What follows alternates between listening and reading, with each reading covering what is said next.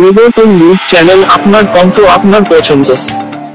নমস্কার, পরিবর্তন news channel আপনার স্বাগত আছে। নতুন আপডেট জন্য চ্যানেলকে লাইক, সাবস্ক্রাইব, কমেন্টস করুন। আজকে কি আপডেট? আজ নেতাজি সুভাষচন্দ্র বসুর 128তম জন্মদিবস।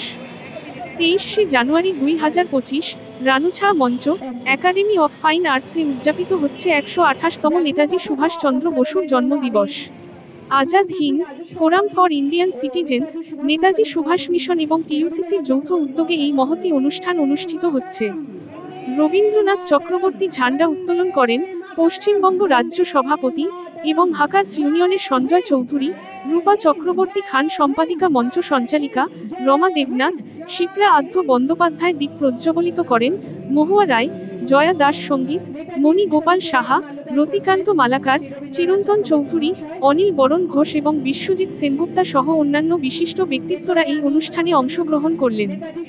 এদিন কবিতা পাঠ, নেতাজি সম্পর্কে আলোচনা, তথ্য ও শপথ গ্রহণের বক্তব্য থাকল। পথের দিকে এগোবার জন্য নেতাজির আদর্শে প্রেরিত হল। নেতাজির মতে নিউ ওয়ার্ল্ড অর্ডারের বিরুদ্ধে সংগ্রামের উদ্দেশ্য আজাদ হিন্দ সরকারের পুনর্গঠন। ভারত, পাকিস্তান ও বাংলাদেশের মধ্যে গণ ঐক্য গড়ার উদ্দেশ্য টিইউসিসি শ্রমিক সংগঠনের লক্ষ্য। আমাদের এই মহান নেতা নেতাজি সুভাষচন্দ্র বসুর আদর্শে চলতে হবে এবং তার শিক্ষা থেকে অনুপ্রাণিত হয়ে দেশকে এগিয়ে নিতে হবে। দর্শকদের প্রতি আমাদের অনুরোধ, এই ভিডিওটি দেখার জন্য ধন্যবাদ এবং আমাদের চ্যানেলটি সাবস্ক্রাইব করতে ভুলবেন না।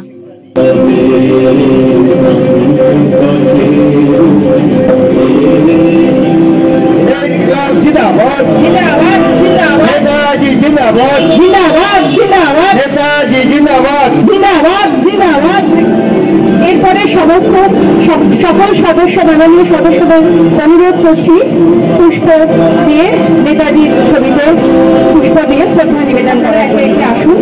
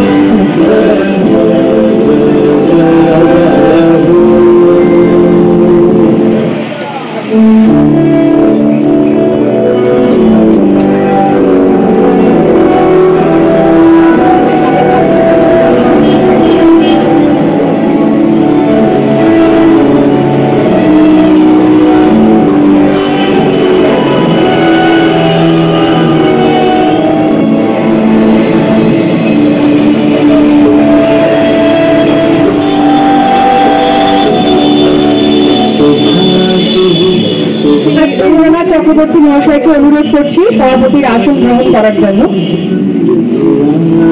আমি অমিত দত্ত মহাশয়কে অনুরোধ করছি।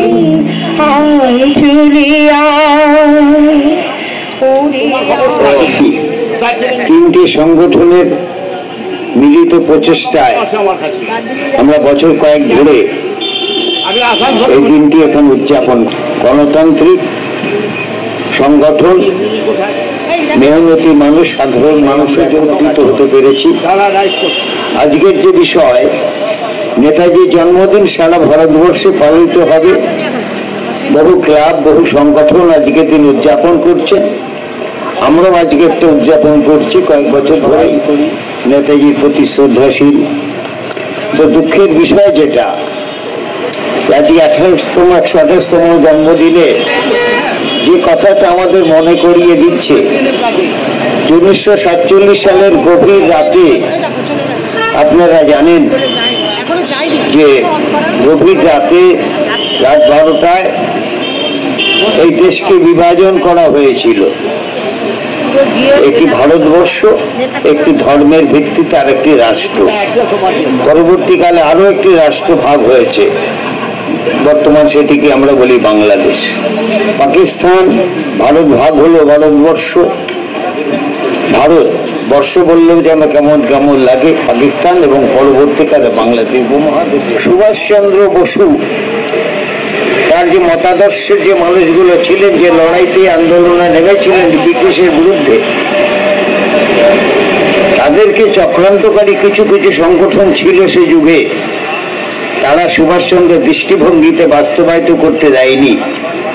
আজকের দিনে কথা বলতেই হয় যে যারা দেশের জন্য প্রাণ দিলেন, ক্ষুদিরাম বসু, ভগৎ সিং, বহু বিশিষ্ট ব্যক্তিবর্গ, তারা কখনোই কি ভেবেছিলেন যে দেশটা বিভাজন হবে? তারা দেশ বিভাজন চাননি।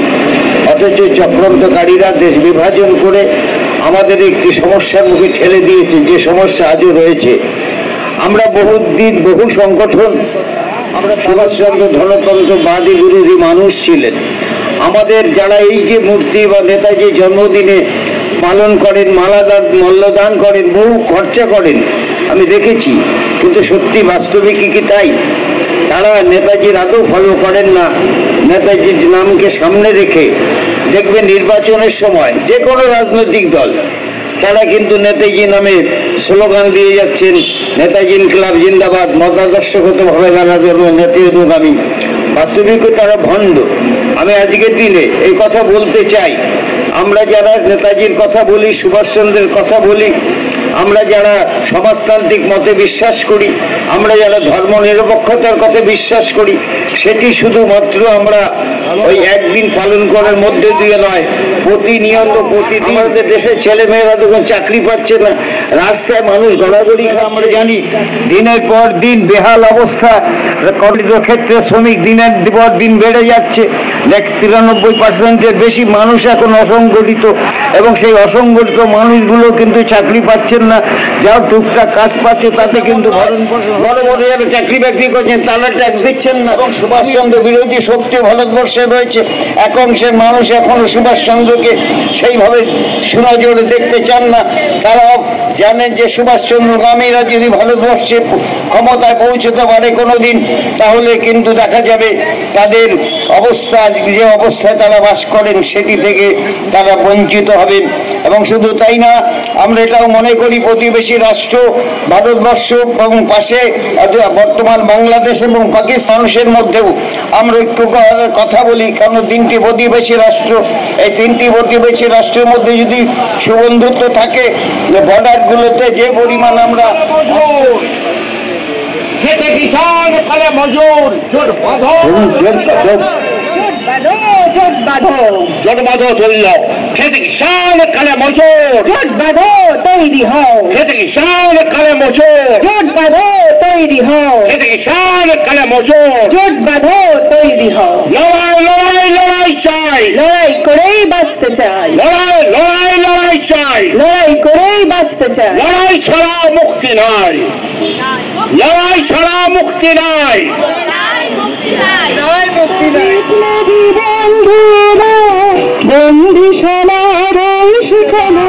হকারকে পুলিশ নিয়ে টাকা তুলে দালালি দিয়ে হকার নিজের লক্ষ্যকে বসাচ্ছে। আমাদের হকারের উপরে জুলুম করছে পুলিশ প্রশাসন। অনিল বরণ ঘোষ।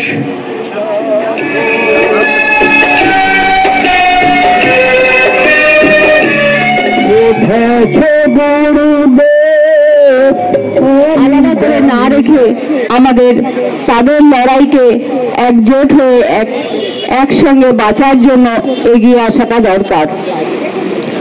এই যে বলা হলো, বিনোদিনী শ্রমিক ইউনিয়নের একজন আমি সদস্য।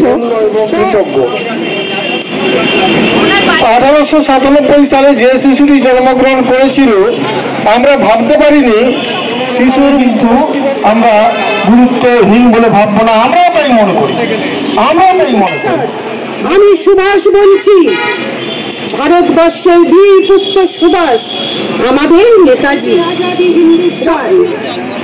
জনক মন্ত্রে ছিল আহ্বান, তোমরা আমায় রক্ত দাও, আমি তোমাদের স্বাধীনতা দেব। সেই আহ্বানে আসমুদ্র হিমাচল ব্যাপী পড়েছিল সারা। ব্যাঘ্র ভীতি ছুটেছিল কেঁপে হয়ে দিশাহারা। তুমি যে দেশ নায়ক, নগ্ন সভ্যতা আজ দুর্নীতি চায়। আমি সুভাষ বলছি,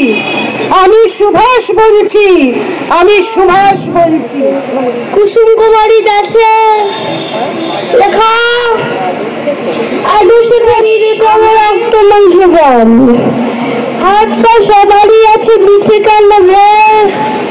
আজ 129তম নেতাজি জন্মোৎসবে আমরা সবাই উপস্থিত হয়েছে এখানে এবং নেতাজিকে আমার একটি গান এবং গানটি গিয়েছেন আমার আরেক গুরু, তিনি হচ্ছেন যার আমি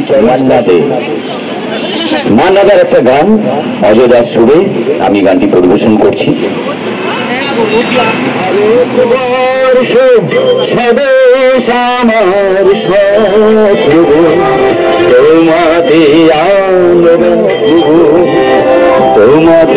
আমরা লুভিয়া জনম ধন্য হয়েছি।